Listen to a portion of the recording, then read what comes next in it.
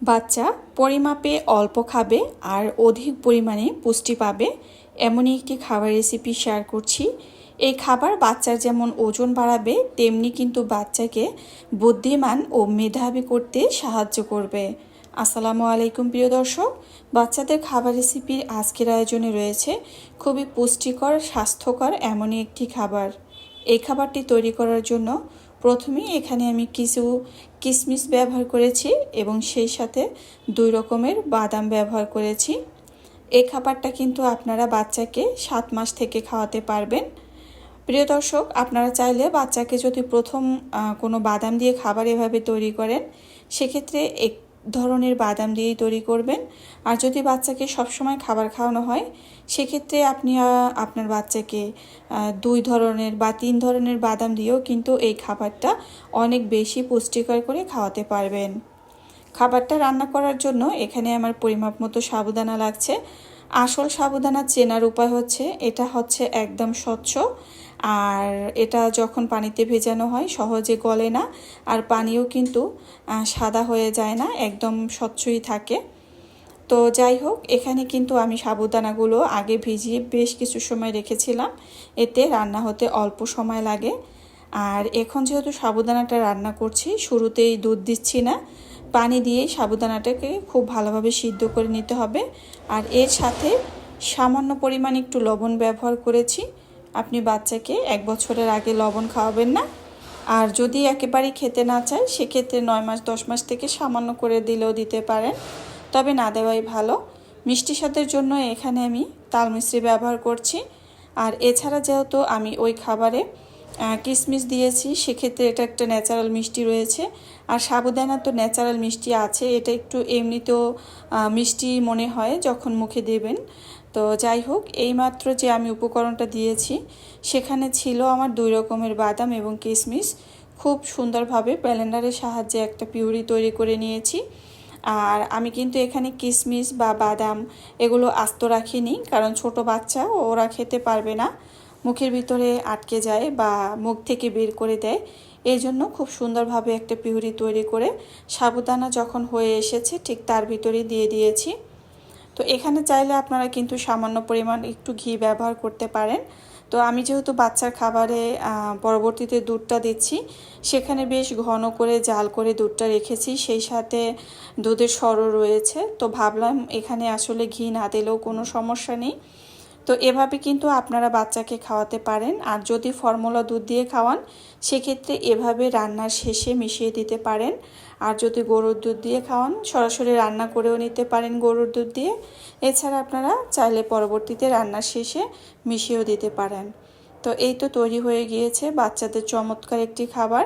এটা বাচ্চারা অল্প পরিমাণে খাবে কিন্তু পুষ্টি পাবে অনেক বেশি।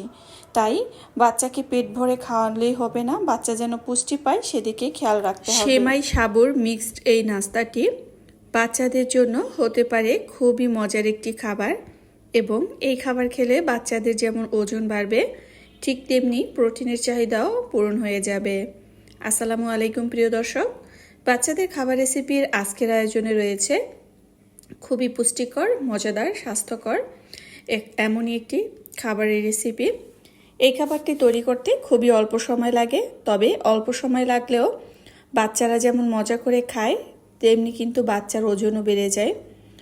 তো বাচ্চা যদি মজা করে খায় আগ্রহ দিয়ে, সেক্ষেত্রে কিন্তু তারা যেন মজা করে খেতে পারে সেভাবেই তো রান্নাটা করে দিতে হবে।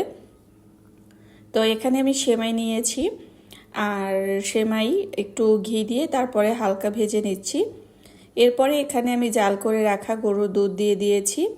আপনি 9 মাস 10 মাস বয়স থেকে কিন্তু বাচ্চার খাবারে গরুর দুধ দিয়ে যে কোনো খাবার রান্না করে খাওয়াতে পারবেন, তবে সেই গরুর দুধ কিন্তু সরাসরি খাওয়াতে পারবেন না। তো যাই হোক, আমি এরপরে কিন্তু মিষ্টি স্বাদের জন্য তাল মিষ্টি দিয়েছি। আপনারা চাইলে এখানে কিন্তু কিশমিশ ব্যবহার করতে পারেন বাচ্চা যদি খেতে চায়। তো এখানে আমি সামান্য পরিমাণ লবণও ব্যবহার করেছি। আপনারা কিন্তু বাচ্চার খাবারে আসলে লবণটা ব্যবহার করবেন না 1 বছরের আগে।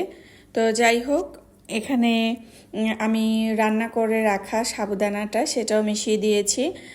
আমার কাছে যেহেতু রান্না করা ছিল, তো একদম প্লেন সাবুদানা, অর্থাৎ এখানে কোনো রকমের দুধ বা এর সাথে কোনো কিছুই যুক্ত করা হয়নি। তো এটা যেহেতু আসলে সাবুদানা, তো একটু রান্নার পরে বেশ কিছু সময় থাকলে সেটা কিন্তু অনেকাংশে সাদা হয়ে যায়। তো যাই হোক, এই খাবারটা আমি যে সাবুদানাগুলো রেখেছি সেটাও কিন্তু সেমাইয়ের সাথে মিশিয়ে দিয়েছি। আপনারা ইনস্ট্যান্ট সাথে সাথে রান্না করে কিন্তু বাচ্চাকে খাওয়াতে পারেন। যেহেতু সাবুদানাটা ছিল, এই কারণে সেমাইয়ের সাথে মিশিয়ে দিয়েছি। তো এতে কিন্তু খাবারটা অনেক মজাদার হয়, একটু পিচ্ছিল ভাব হয়, তো বাচ্চারা কিন্তু সহজেই খেয়ে নেয়। আর তাছাড়া কিন্তু এতে কিন্তু বাচ্চার দীর্ঘ সময় পেট ভরা থাকে এবং সেই সাথে কিন্তু বাচ্চাদের ওজনও বৃদ্ধি হয়। তো এখানে আমি দিয়ে দিয়েছি প্রোটিন পাউডার, অর্থাৎ বাদাম গুঁড়ো যেমন বাচ্চার প্রোটিনের চাহিদা পূরণ করে, তেমনি কিন্তু বাচ্চাকে মেধাবী করতেও অনেক সাহায্য করে। তো যাই হোক, এখানে কিন্তু আপনাদের পছন্দ অনুযায়ী খাবারের ঘনত্ব বাড়িয়ে কমিয়ে নিতে পারেন। তো এই তো রান্নাটা হয়ে গিয়েছে। আর এর আগে তো আপনারা অবশ্যই বাচ্চাকে শুধু সেমাই দিয়ে নাস্তাটা খাইয়েছেন। তো এভাবে যদি সেমাই আর সাবুদানা দিয়ে যদি একসাথে খাওয়ান, সেক্ষেত্রে কিন্তু বাচ্চারা অনেক পুষ্টি পেয়ে যাবে। আর এই খাবারটা কিন্তু আপনি 8 মাস বয়স থেকে চাইলে বাচ্চাকে খাওয়াতে পারেন, সেটা যে কোনো বয়সী বাচ্চারা হতে পারে। তো এই তো এখানে কিন্তু আমি আমার বাচ্চার জন্য খাবারটা তুলে নিচ্ছি। তো বিশেষ করে সব সময় ভিডিও বানাতে একটু বেশি ভালো লাগে বাচ্চাদের জন্য, কারণ বাচ্চাকে যখন রান্না করে দেওয়া হয় তখন তো কিন্তু সে খুবই মজা করে খেয়ে নেয় আলহামদুলিল্লাহ। এমন একটি নাস্তা রেসিপি আপনারা কিন্তু আপনার বাচ্চাদেরকে সকালবেলায় একদম নির্দ্বিধায় দিতে পারেন। এটা খেলে যেমন বাচ্চার এনার্জিও থাকবে এবং দীর্ঘ সময় পেট ভরা রাখবে। তো ওদের যদি পেট ভরা থাকে তাহলে কিন্তু ওরা বেশ সময় খেলায়, আর আমরা মায়েরা কিন্তু অনেক কাজ করতে পারি। আর বা আপনি চাইলে বিকালে দিতে পারেন বা রাতের প্রধান খাবার হিসেবেও কিন্তু রাখতে পারেন এই খাবারটা। তো এটা কিন্তু চমৎকার একটা বাচ্চার জন্য খাবার। আর এই খাবারটা যদি আপনি বাচ্চাকে এভাবে রান্না করে দেন তাহলে কিন্তু তারা চোখ বন্ধ করে খেয়ে নিবে। এতক্ষণ সাথে থাকার জন্য ধন্যবাদ।